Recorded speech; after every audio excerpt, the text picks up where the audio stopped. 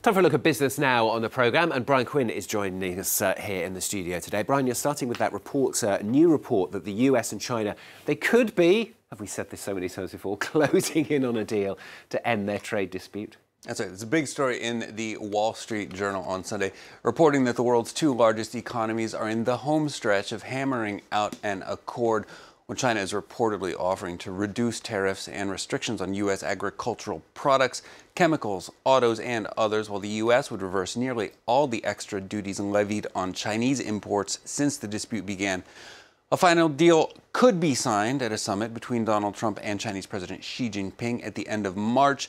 Those sources warn that hurdles do still remain, particularly over Chinese industrial policy seen as unfairly favoring its domestic firms. Well, meanwhile, China's National People's Congress is set to begin its annual session on Tuesday. High on the agenda is a new law on foreign investment aimed at easing concerns over the business environment for outside companies. We are established as the world's factory. In the future, we will reposition ourselves as a capital exchange center. So this new investment law is in line with the country's general development goals. China needs to attract more foreign investment and provide more opportunities to investors.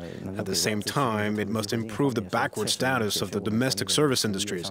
This benefits the country's development and people's livelihood. Asian stock markets soaring Monday on hopes that trade war could soon be over. They've since come back down to earth a bit. Shanghai Composite at one point up over 3%. It's pulled back to end the day up just over 1%. Hong Kong's Hang Seng currently up around 2/3% as shares in Chinese network equipment firm ZTE gained nearly 4% on the day.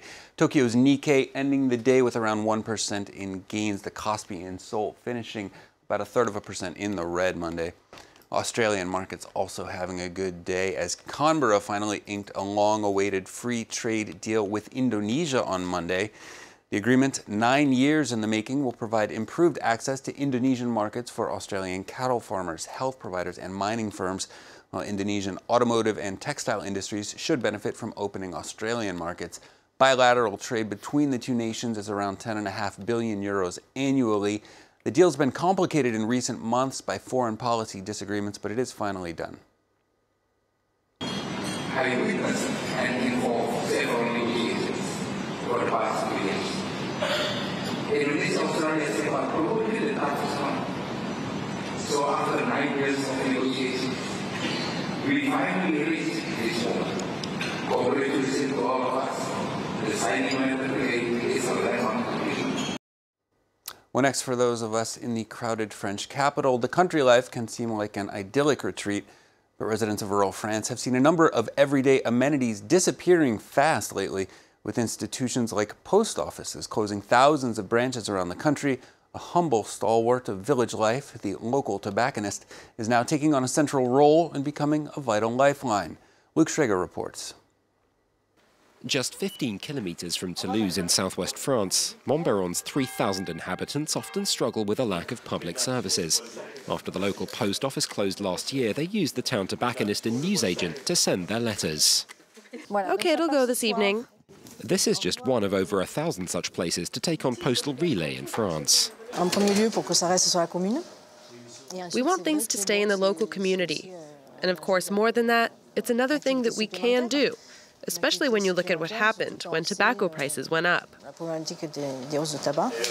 When those prices went up last year, this business lost 2% of its turnover. Taking on postal duties helped compensate for those earnings, and that's not all. Press, photocopying, keys cut and banking services. Newsagents and tobacconists might soon even be able to sell train tickets. About 20 years ago, there was a train station just opposite my business. It closed, and I think customers will be quite happy to be able to buy their tickets from me instead. As long as the smaller French rail lines stay open, newsagents and tobacconists could sell the tickets for them, with negotiations also underway to handle government paperwork too, putting the traditional corner shop back at the heart of rural life. Well, finally, for business, internet giants take warning. The tax man is coming, here in France at least. Finance Minister Bruno Le Maire is preparing a draft law that will levy a 3% tax on companies with worldwide digital revenue of over 750 million euros and French revenue of over 25 million. Le Maire says the tax will affect around 30 companies, mostly American ones, including the so-called GAFA giants, that's Google, Apple, Facebook, and Amazon.